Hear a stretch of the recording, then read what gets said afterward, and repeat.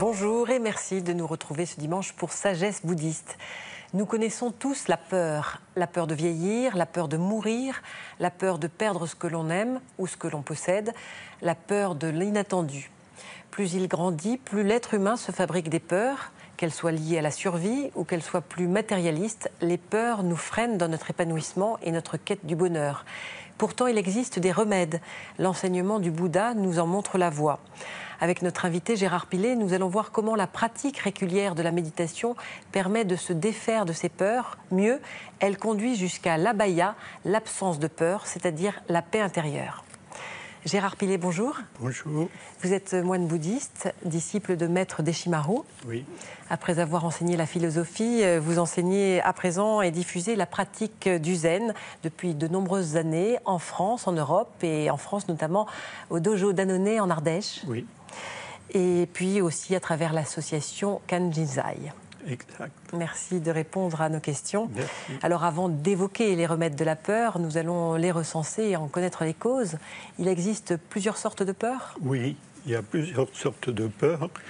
Il y a d'abord les peurs très instinctives, que l'on appelle ainsi parce qu'elles sont directement branchées sur notre instinct de vie, notre instinct de conservation.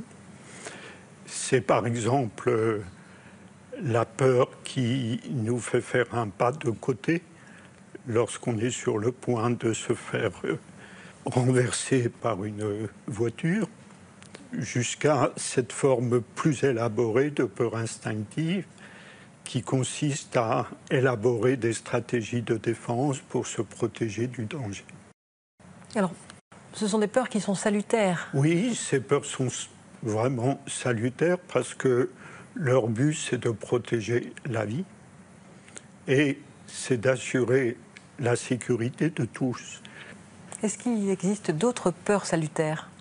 Oui, la peur de l'ordre cosmique dont nous parlait parfois Maître Deshimaru, c'est la peur de la loi du karma, la peur que notre comportement ne doit pas être n'importe quoi, qu'il doit répondre à des règles.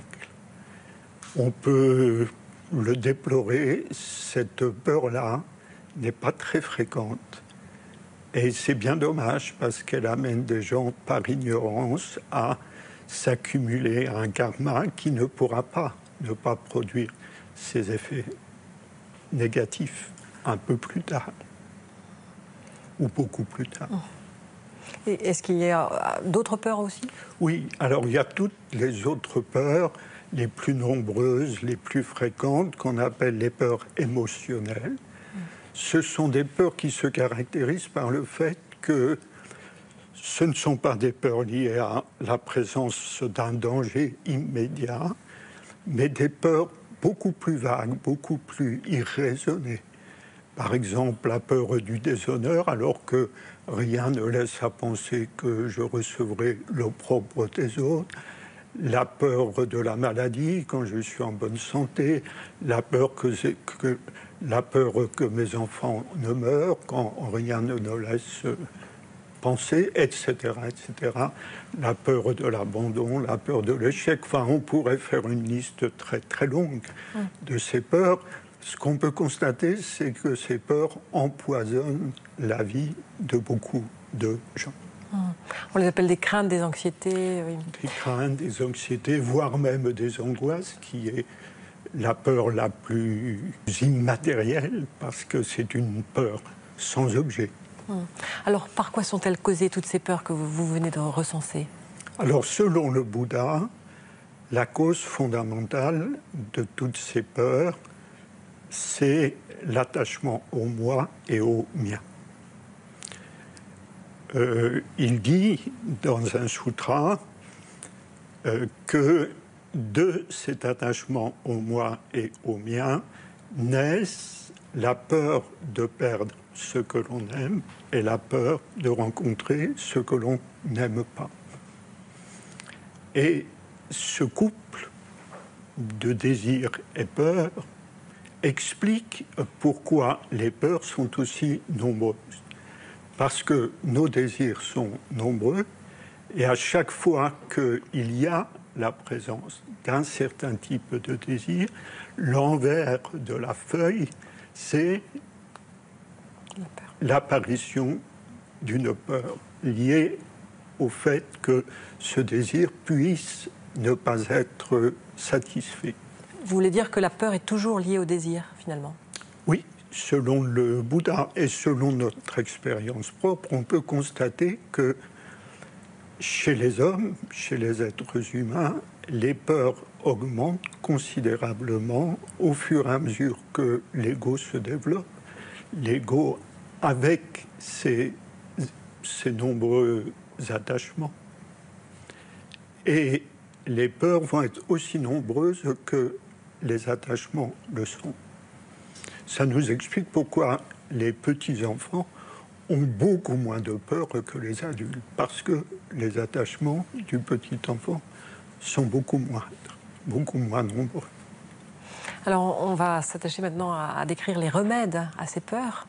Est-ce que vous pouvez nous indiquer un petit peu quels sont les remèdes à la peur? Alors, si on veut sortir de ce couple du désir et des peurs, parce que c'est un couple qui fonctionne vraiment bien ensemble, si on veut sortir de ce couple-là, ça suppose qu'on s'établit dans une conscience qui ne fonctionne pas selon le schéma de la saisie ou le schéma du rejet. Et cette conscience, c'est ce que dans le zen, on appelle la conscience Ichiryo.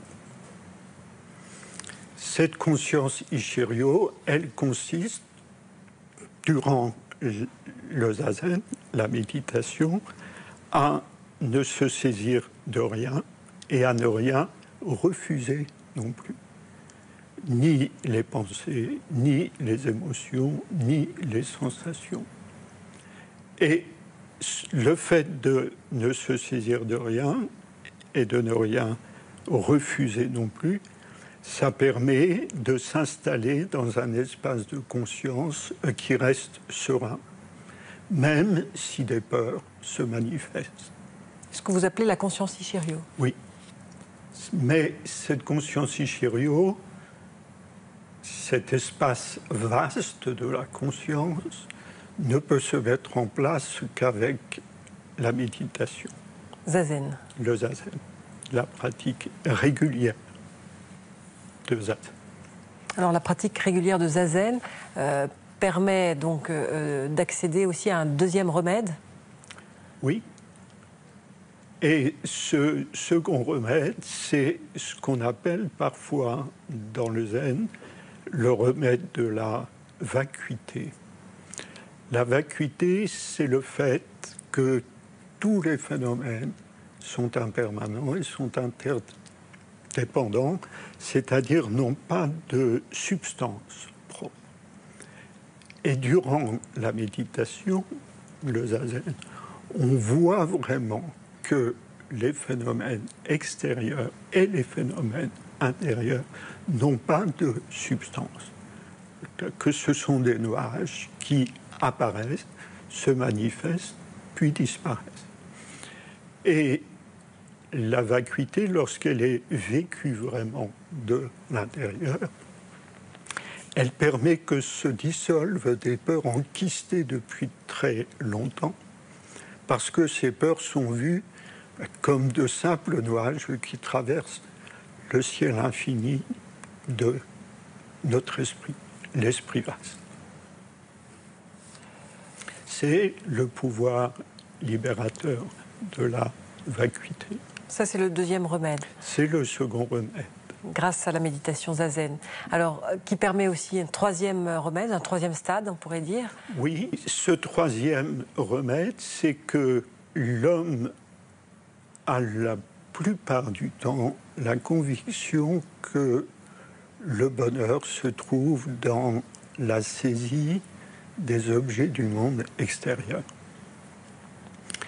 Et cette conviction l'amène à nourrir de multiples désirs. Au contraire, lorsque la méditation nous ouvre à notre vraie nature, on comprend que le vrai bonheur se trouve en nous et ne dépend pas des choses extérieures. Et cette conviction, qui est plus d'ailleurs qu'une conviction, c'est une expérience. Cette expérience que le bonheur véritable se trouve en nous va faire régresser, diminuer, effacer même nombre de désirs. Et en fonction du couple, du désir et de la peur dont on a parlé, le fait que de nombreux désirs s'en aillent, ça fait que de nombreuses peurs s'en vont aussi naturellement. Est-ce que des peurs aussi indéracinables que la peur de la mort peuvent s'en aller grâce à... Alors, il y a dans un sutra, le sutra sur la non-peur,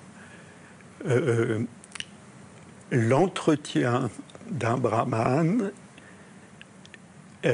qui s'adresse au Bouddha en lui faisant observer que la peur de la mort est indéracinable. Et le Bouddha lui dit qu'il a tout à fait raison en ce qui concerne l'homme qui n'est pas évolué spirituellement. Mais qu'en ce qui concerne l'homme, je cite le Bouddha, qui s'est affranchi du désir, qui s'est affranchi de l'attachement au corps et qui s'est établi dans le non-né, la peur de la mort n'existe plus. Donc finalement, la méditation zazen permet de repousser cette peur de la mort. Oui, c'est l'évolution spirituelle qui, ultimement, nous permet de nous affranchir de cette peur qui paraît effectivement insurmontable, à savoir la peur de la mort. Et quand cette peur est vaincue, alors on s'établit vraiment dans l'abhaya, la non-peur. On parvient à la non-peur, l'abhaya. Abhaya. Abhaya, mot sanskrit, le A c'est le privatif, bhaya c'est la peur, la non-peur. Et le Bouddha, faisant le geste de l'abhaya, est très célèbre dans l'iconographie bouddhiste. Il fait allusion à cet épisode où l'éléphant furieux est lancé contre lui et où le Bouddha fait le geste de l'abhaya mudra et l'éléphant se calme.